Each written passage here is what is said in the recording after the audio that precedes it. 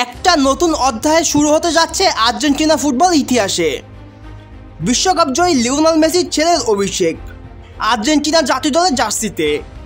Thiago Messi, এক নাম এক উত্তরাধিকারী। বাবার মতোই ছোটবেলা থেকে ফুটবল ভালোবাসে থিয়াগো। মায়ামিতে ইন্টার মায়ামির একাডেমিতে অনুশীলন করে সে। 2025 সালের মে মাসে থিয়াগো মেসি প্রথমবারের মতো ডাক পেয়েছে আর্জেন্টিনার অনূর্ধ্ব 14 দলে। প্রতিপক্ষ শক্তিশালী সাউথ কোরিয়া। তারিখ 20 মে। মানুষজন প্রশ্ন করবেই, থিয়াগো কি বাবার মতো হবেন? তার কি সেই জাদু আছে? কিন্তু থিয়াগোকে তার নিজের পথ খুঁজে নিতে হবে, নিজের পরিচয় তৈরি করতে হবে।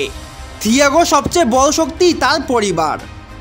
লিও মেসি সবসময় চেয়েছেন ছেলেরা চাপের মধ্যে না গিয়ে খেলা উপভোগ করুক। একটা প্রশ্ন সবার মনে, একদিন কি থিয়াগো মেসি সিনিয়র আর্জেন্টিনা দলে খেলবেন? বিশ্বকাপে কি অংশ নেবেন? আজ থিয়াগো মেসির গল্প শুরু হচ্ছে। সে হয়তো বাবার মতো কিংবদন্তি হবে, হয়তো নয়। থিয়াগো মেসির খেলা যারা দেখেছে তারা বলে সে মাঠের ঠান্ডা মাথার খেলোয়াড়।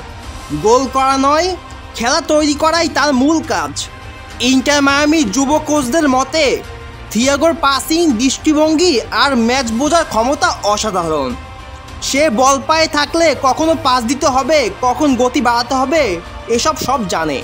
ফুটবল বিশ্লেষকরা বলেন থিয়াগো যদি এমনভাবে উন্নতি করতে থাকে তাহলে সে ভবিষ্যতে হতে পারে আর্জেন্টিনার মিডফিল্ডের মস্ত এক মস্তিষ্ক।